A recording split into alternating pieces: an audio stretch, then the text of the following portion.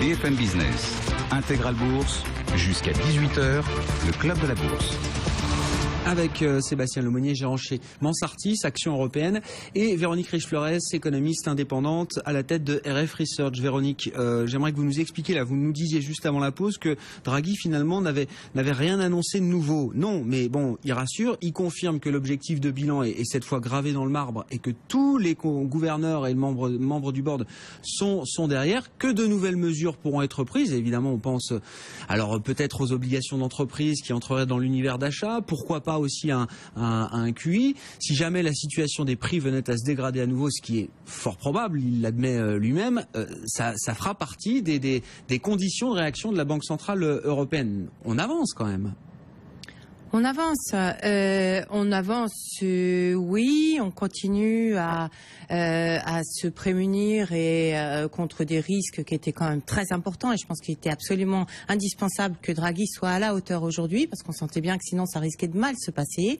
Maintenant, on constate également que les moyens de faire davantage sont très limités, et puis se pose une autre question maintenant, à quoi ça sert, in fine, de continuer dans cette voie-là? Si on n'a pas un relais budgétaire, un relais de politique économique en Europe, et je le disais tout à l'heure, moi je suis assez sensible à l'annonce allemande d'une augmentation de ces investissements publics de 10 milliards. C'est pas gigantesque, mais ça montre que les lignes sont en train de bouger à ce niveau-là, et pour moi, c'est une nouvelle beaucoup plus importante, à la limite, que les promesses de Draghi. Et donc, voilà, mais c'est pas encore suffisant. Mais je veux dire, j'ai pas de quoi, avec le discours de Draghi d'aujourd'hui, ou les annonces, ou l'orientation générale de l'économie européenne, j'ai pas de quoi justifier un enthousiasme effréné des marchés. Voilà, c'est toute la différence. Il n'y a pas d'enthousiasme effréné aujourd'hui, justement, Véronique. La réaction est quand même bien plus saine. Effectivement, qui s'est corrigé rapidement. Ouais. Voilà, dont on n'est pas sur la réaction de vendredi quand la Banque Centrale du Japon, effectivement, nous annonce un peu plus de QI toujours. Tout à fait. Juste un mot aussi, c'est très intéressant parce que Draghi, il a des réflexions, ils vont avoir des réflexions approfondies sur évidemment la corrélation entre la taille du bilan et l'inflation. C'est-à-dire, on achète des actifs privés ou publics. Est-ce que, in fine, ça joue sur l'inflation? Enfin, ces questions-là, on se les pose à la sortie de 3 QI aussi de la Réserve fédérale américaine, d'un QI infini du côté de la Banque Centrale du Japon qui est encore pas du tout à ces 2% d'inflation. L'impact aussi peut-être sur le soutien à la reprise. Enfin, il y a des questions fondamentales qui vont se poser sur l'efficacité de ces politiques monétaires là. Enfin, d'avoir un objectif de bilan, ça sert à quoi? Ça sert à pas grand chose en réalité, si on n'accompagne pas, et je crois que s'il y a une grande leçon à tirer en particulier ce qu'a fait la Fed, si on n'accompagne pas cette politique monétaire, ce soutien absolument nécessaire, la politique monétaire, de mesures de soutien à l'activité, eh bien, les liquidités vont se loger de plus en plus sur les marchés, avec un point qui devient critique à un moment donné, effectivement, et qui commence à revenir par la fenêtre, un risque qu'on évacue d'un côté qui revient de l'autre côté, qui est celui, effectivement, de craquement sur la sphère financière. Et on sera guère plus avancé si on n'arrive pas à se prémunir de ce genre d'épisode. Donc, je pense, c'est pour ça que moi, je plaide toujours en faveur d'un équilibre. Et Draghi, d'ailleurs, l'a très bien dit à Jackson Hole, quand il a dit on peut faire tout ce qu'on veut, nous, de notre côté, ce ne sera pas efficace si on n'a pas le relais des gouvernements. La nouvelle commission est en train de se mettre en place. L'Allemagne commence aussi à... mes espoirs. Ah oui, donc, oui, tout à fait. Enfin, pour l'instant, on n'a pas grand-chose à dire. Non, elle vient de se mettre en place. Bougent et ça me semble absolument impératif. Plus l'effondrement des prix des matières premières qui aide aussi. Donc, effectivement, on arrive à retrouver un petit peu d'espoir. Mais... ne rêvons pas. L'effondrement des matières premières, on en avait déjà parlé avec vous aussi, la chute du pétrole. Sébastien, ça c'est quoi? Allons-y, parlons du secteur pétrolier et parapétrolier, parce que CGG, ça fait partie des secteurs qui souffrent en bourse depuis le début de l'année et même bien avant. La chute du pétrole n'arrange rien, et CGG pourtant, là aujourd'hui, avec sa publication trimestrielle, voit son titre bondir de 34%. Comme quoi, ça confirme qu'il y a des excès sur le marché. Alors, à moins de 5 €, on était dans l'excès sur CGG. Je suis pas un spécialiste de CGG. Je sais que c'est un cas d'investissement qui est très value. Je connais des très bons gérants qui sont rentrés dedans, et c'est sans doute une peut-être bonne idée. Moi, je préfère les acteurs de qualité, donc je peux plus facilement vous parler de technique. Pour moi, en fait, depuis 1 an sur l'industrie parapétrolière, il y a des vrais excès, puisqu'on a un discours des pétrolières, des majors comme Total, de dire on va couper les capex pour favoriser les cash flows. Sauf que couper les capex, c'est pas tout réduire les capex, à mon sens. Mais les investisseurs, et si je prends le cas de Technip, c'est vraiment symptomatique. Les investisseurs se sont dit tiens, sur un cas comme Technip ou sur CGG qui est un peu différent parce qu'il y a aussi des surcapacités, on va quasiment plus avoir de commandes dans les prochaines années. Quand je regarde un acteur comme Technip, il y a une vraie décorrélation entre son cours de bourse, sa valeur d'entreprise et son carnet de commandes qui en 2016, aujourd'hui, ils ont à peu près 50% du chiffre d'affaires qui est garanti, alors qu'historiquement, quand on se projette 2 ans en avance, on est plutôt à 30%. Donc il y a une vraie contradiction. Je dis pas que le marché a complètement tort, mais je pense que le marché est excessif. La réaction sur CGG, aujourd'hui, elle est forte aussi, sans doute un peu peut-être excessive. Il y avait un vrai risque sur les covenants de la société, parce qu'on s'approchait de 3 fois le ratio de dette par rapport à l'EBITDA de la société. Ils ont pu renégocier, et comme en même temps, vous aviez une position short qui s'était construite aux alentours de 8% sur la société, comme c'est un risque qui est totalement, entre guillemets, disparu, je mets bien entre guillemets, les shorts sont en train de se racheter, donc on a des mouvements d'ampleur comme ça. Mais si je reprends le cas de Technip, qui est une société qui aujourd'hui, même si demain il y a un vrai ralentissement de sa croissance ou de ses bénéfices par action, c'est une société qui aujourd'hui, sur les 2 prochaines années de façon certaine, crée de la valeur au-delà du coût du capital. Ça, c'est une partie de l'histoire. L'autre partie de l'histoire, c'est ce que Monsieur Marché dit, la valorisation de la société. Aujourd'hui, la société se paye moins d'1 fois les capitaux employés. Donc, pour moi, avec un raisonnement très simple, le marché valorise que Technip, demain, va ne plus créer de la valeur, va détruire de la valeur, parce qu'on a peut-être maintenant, c'est toujours ça qui est fondamental et phénoménal avec certaines stratégies, c'est qu'il n'y a pas très longtemps, le pétrole allait pouvoir continuer à monter jusqu'à 100, 110, 120, et puis maintenant, on parle de 60, 40. Oui. Moi, j'ai l'impression que c'est quelque chose entre les deux, et qu'il faut arrêter d'exagérer dans un sens comme dans l'autre. Bon. Sur la baisse du pétrole, justement, là, Véronique, enfin, ça peut continuer. Il y a des forces de rappel à un moment. Hier, on a fait un débat d'une demi-heure là-dessus. C'est vrai que les analystes oil and gas, disent $70, pourquoi pas. Et si on passe sous les 70, pourquoi pas 50, hein. Tout à fait, on a un seuil de résistance. Enfin, on fait pas moi je suis pas chartiste, mais on est tous un petit peu de chartiste. On regarde un peu tous les graphiques. Effectivement, moi je pense qu'on va aller probablement aux alentours de 75 sur le Brent. Donc voilà. Après, on pose, on peut faire une pause. Il serait assez logique qu'on fasse une pause à ce niveau-là. Pourquoi ? Parce l'économie mondiale ne retombe pas en récession. Par contre, effectivement, on peut très vite, s'il n'y a pas de signe effectivement de stabilisation de la situation mondiale et des perspectives de moyen terme davantage, alors on peut décrocher. Parce que je pense qu'il y a une prise de conscience. Ça m'intéressait ce que vous disiez, parce qu'effectivement, moi j'ai fait partie des économistes qui, il n'y a pas très longtemps, prévoyaient plutôt le maintien d'un prix du pétrole aux alentours de 110, 115. Et puis au mois de mai, je dis attention, là on a une prise de conscience effectivement d'une détérioration structurelle des perspectives économique mondiale. Le cycle long, pour l'instant, on l'a pas. Les pays émergents, on voit que c'est plutôt une source d'instabilité que de croissance, etc. Donc, tout ce qui justifiait qu'on avait des prévisions à moyen long terme d'un maintien de la croissance de la demande et donc de prix relativement élevés, a disparu. Et effectivement, apparaissait immédiatement qu'on allait descendre très vite à 90 et qu'il y avait un risque à 75. On est là. Donc, à mon avis, on peut se stabiliser effectivement sous réserve qu'on ait une stabilisation de l'environnement économique, ce qui n'est pas encore garanti. La baisse des prix des matières premières généralisée au niveau mondial, elle va faire mal dans beaucoup de pays émergents. Donc, Et c'est ça, il y a toujours le revers de la médaille aussi de la chute du pétrole et des matières premières en général, pour des pays comme le Brésil qui sont déjà dans des situations compliquées, ça va rien arranger là. La Russie, certainement évidemment, pas. Ça va plutôt accélérer, semble-t-il, une détérioration et des pressions. Et au final, c'est bon ou pas bon ? On ne sait pas. au final, c'est très difficile, effectivement. Je pense la balance, que ça peut, au point où les choses interviennent, ça peut être bon parce que l'effet sur le consommateur américain, sur les consommateurs européens, dont on parle pas beaucoup, est très bon. Donc, je pense que net, ça peut être un effet positif, mais effectivement, on a cette menace de craquement dans des pays émergents qui vient un peu ternir la conclusion. Sébastien, sur le pétrole, la baisse du pétrole, son impact macro ou sur les entreprises par secteur aussi. Non, mais pour moi, il y a un effet qui est très positif et c'est là où je reviens sur ce que je disais tout à l'heure avec l'inflation. Ça peut paraître bizarre, je suis pas du tout un spécialiste de l'économie, vous savez que j'aime pas parler de ça. Mais je trouve qu'il y a un vrai paradoxe. On veut chercher de l'inflation, on craint quand il y a de la déflation, mais finalement, la baisse des matières premières, c'est une bonne chose pour les marges des entreprises. Et l'avantage en Europe, c'est l'indice où vous avez le plus de sociétés industrielles, le plus de sociétés exportatrices. Donc c'est l'indice qui est le plus exposé à ces bonnes nouvelles actuelles. Et c'est le marché que personne ne veut aujourd'hui. Moi, je suis très content. Je suis investisseur long terme, je cherche les choses décotées. Mais je suis plutôt satisfait que ça. Et en effet, sur le consommateur européen, je pense que c'est plutôt une bonne nouvelle. Sur le consommateur américain, c'est aussi plutôt une bonne nouvelle. Donc, moi, quand je regarde l'inflation qu'on a eue sur les années plutôt 2000 jusqu'au krach 2007-2008, on avait de l'inflation, je ne suis pas spécialiste, mais qui n'était pas saine. C'était uniquement une inflation matière première.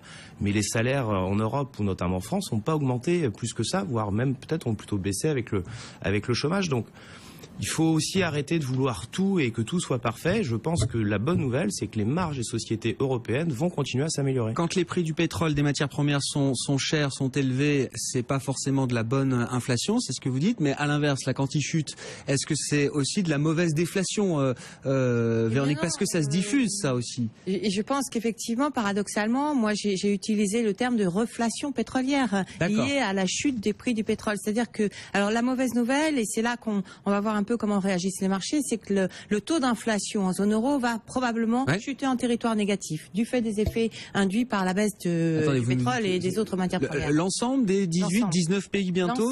L'ensemble. On est à 0,4. On est à 0,4 et la chute déjà enregistrée des prix du pétrole en euros devrait avoir, si on reste au niveau présent, devrait faire décaler l'inflation de 5,4 dixièmes.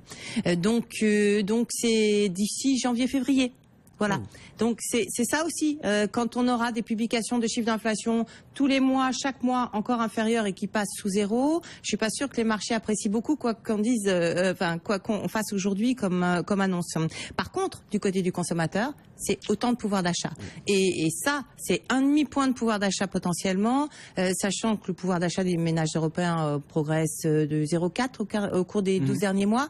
C'est quand même du simple double. Ouais. On marque une pause, le fixing tout de suite, 17h30. BFM Business, Intégral Bourse, on refait la séance.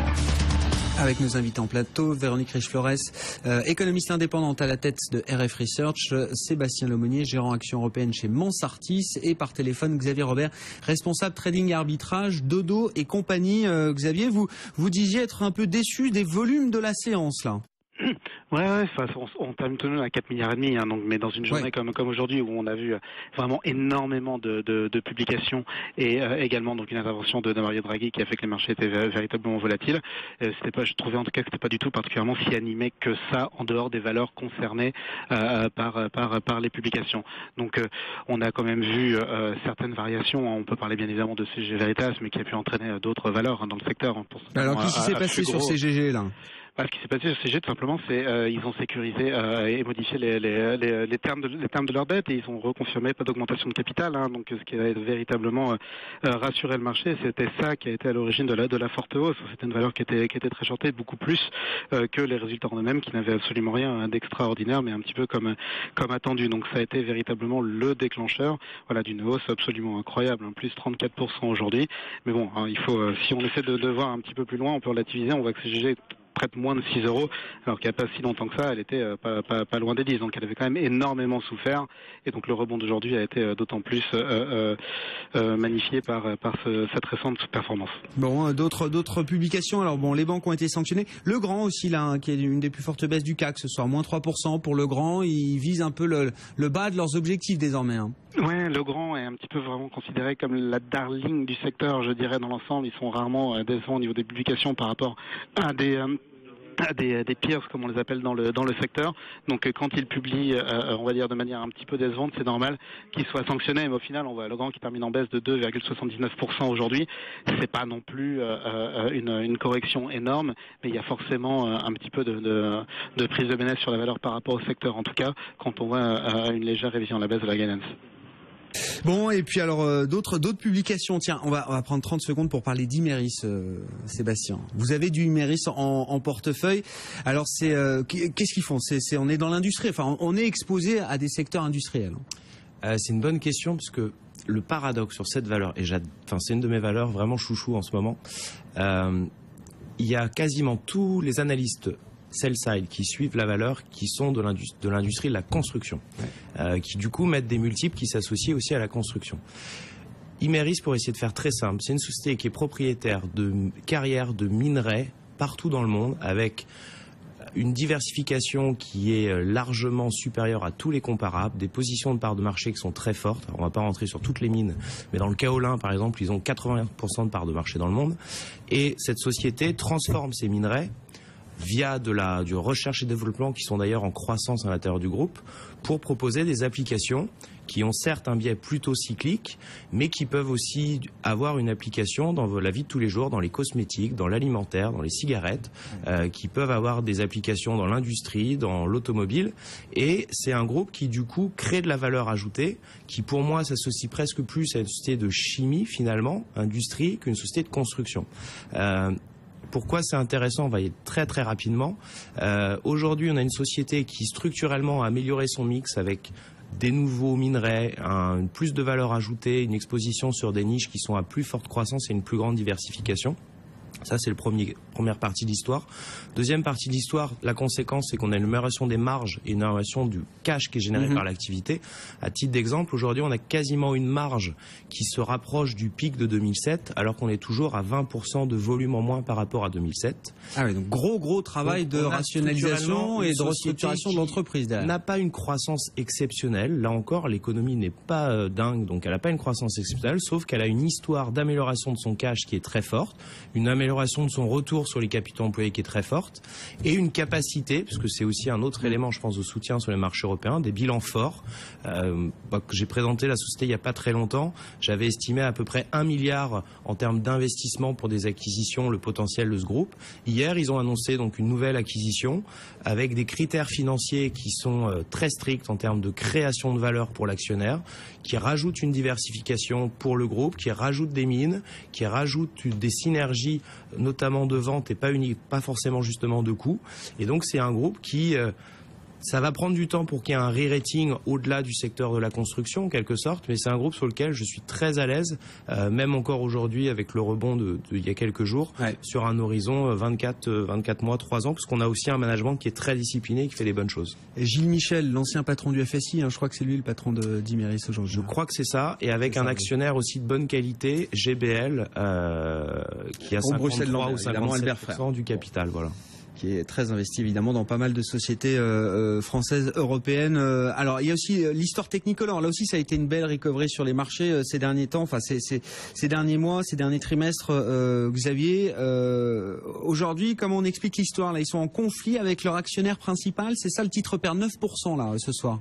Oui, voilà, tout à fait. Ils sont en conflit avec leur actionnaire principal. Ils ont entamé une action en justice pour essayer de ne pas faire respecter le pacte des actionnaires qui avait été mis en place au moment où Vector était rentré au capital de Technicolor. Donc c'était en 2012. Le prix moyen de Vector est aux alentours de 1,80 €. On le rappelle. Donc ils ont véritablement une très très belle performance sur leur investissement.